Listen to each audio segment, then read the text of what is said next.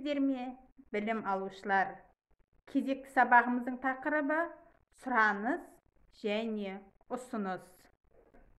Бүгінгі сабақта сұраныс және ұсыныс қағидалары, сұранысқа және ұсынысқа әсер ететін факторлар, сұраныс көлемі және сұраныстың өзгеруі туралы қысқаша түсінік аламыз. Сұраныс пен ұсыныс нарықтық экономиканың ең маңызды элементтері.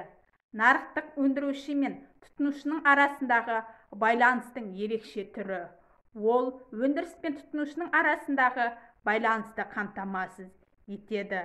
Сұраныс деп тұтынушылардың белгілі бір өнімді таңдау және сатып алу қабілетін айтады. Сұраныс тауарлардың бағасы мен көлемінің арасындағы тікелей байланыс.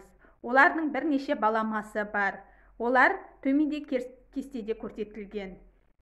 Демек, сұраныс бұл тұтынушының сатып алушының бір тауарды сатып алу ойымен жасайтын жоспарын кесте түрінде көрсету.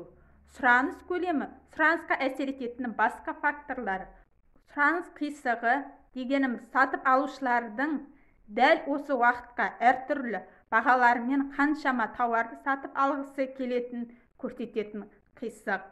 Сұраныс заңы сұраныс қисығы зерттеп отырған тауардың сатып алынатын бағасы мен олардың сұраныс көлемінің арасындағы тәуелділік.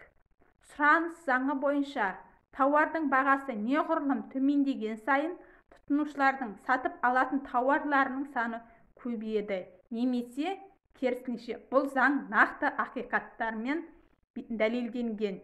Табысының сұранысқа әсер ететін факторларға тұтынушы табысының көбеюі мен азаюы, ұнайтын нәрсенің өзгеруі, бағалы және тапшылықты күту, жарнамаға жұмсалатын шығындардың артуы, сатып алушылар санының өсуі немесе азаюы, сұраныс көлемінің және сұраныстың өзгеруі. Егер де айтылған факторлардың кез келген біреуі өзгерсе, баға мен сұраныс көлемі арасындағы тәуекелділік те сәйкесінше өзгеріс болады.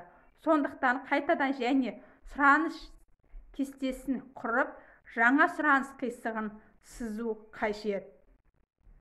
Нақты өмірде сұраныс көлеміне әсер ететін факторлар көп. Оларға P сол берілген тауардың бағасы, PA, PB басқа тауардың бағасы, I тұтынушының талғамы. Осы факторлар өзгерген сайын сұраныс көлемі де өзгеріп отырады. Бұндай тәуекелділікті экономикада жалпы сұраныс функциясы деп атайды. Сұранысқа әсер ететін басқа да маңызды, бірақ кей уақытта анықталатын факторлар тұтынушылардың талғамы мен қызығуы болып табылады. Талғам сатып алушы үшін әрбір тауарда болатын өзіне тартымды көрсеткіші, және бұл көрсеткіш моданың өзгеруінен және жаңа ақпараттың пайда болуынан өзгеруі мүмкін. Талғам өзгерісі. Бірінші, уақыт өтуіне байланысты, екінші, денсаулығына байланысты. Бағаның өзгеруін күту. Адамдар тауарлар бағасы түседі деп күтсе, сол тауарға деген сұраныс көбейіп, сұраныс қисығы оңға қарай жылжиды, немесе керісінше. Ұсыныс туралы түсінік. Ұсыныс деп тауардың бағасы мен сатушылардың белгілі бір уақыт арасында сатқысы келетін заттардың келісімінің арасындағы байланысты айтамыз. Ұсыныс заңы төмендегі тұжырымды негіздейді. Тауардың бағасы қымбаттаған сайын сатушылардың сату ынтасы артып түседі. Яғни баға мен ұсыныстың тауар қатынасы болады. Тауардың бағасы мен сатушылар ұсынысын тауар көлемінің арасындағы байланысты кеткен әдіспен бейнелеуге болады. Ұсыныс көлемі дегеніміз ұсыныс кестесіндегі әр бағаға сәйкес келетін тауарлар саны. Өндірушілердің дәл сол уақытта әртүрлі бағамен қанша тауар сатқысы келетін көрсететін қисық. Ұсыныс қисығы баға мен тауардың ұсынылатын көлемінің арасындағы тура пропорционалды қатынастарды көрсетеді. Енді осы айтылған байланысты функция түрінде бейнелесек. GS тең FP-ға. Мұнда GS ұсыныс көлемі, P тауар бағасы. Ұсынысқа әсер ететін факторларға өндіріс ресурстарының бағасы және сатушылар саны жатады. Өндіріс ресурстарының бағасына технологиялық, басқа тауарлардың бағалары жатады. Сатушылар саны күтілісі, салық пен жәрдем қаражаты жатады. Ұсыныс көлемінің және ұсыныстың өзгеруі.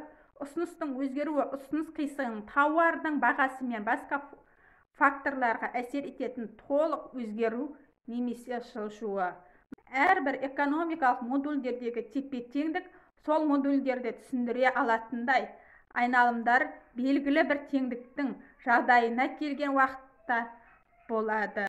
Ұсыныс икемділігі нарықтық жағдайда зерттелген уақытта сұраныстың не себептің және қандай мөлшерде өзгерген зерттеу үшін сұраныстың икемділік коэффициентін пайдаланады. Икемділік екі түрге бөлінеді: сұраныс икемділігі және ұсыныс икемділігі. Сұраныс тауарлар мен қызметтерге қоғамдық қажеттілігін көрсетеді. Құндық нысаны жиынтық табыстың әр дәрежесіне тағайындалған отандық тауарлар мен қызметтер үшін жоспарланған шығындардың сомасы анықталады. Жиынтық ұсыныс кәсіпкерлер нарықта жеткізілген материалдық икемділіктер мен қызметтердің санымен белгіленеді.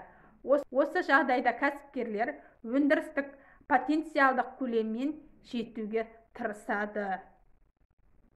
Қорыта айтқанда, сұраныс пен ұсыныс нарықтық экономиканың құралдары ретінде маңызды қызмет атқарады. Назарларыңызға рахмет. Келесі сабақта кездескенше сау болыңыздар.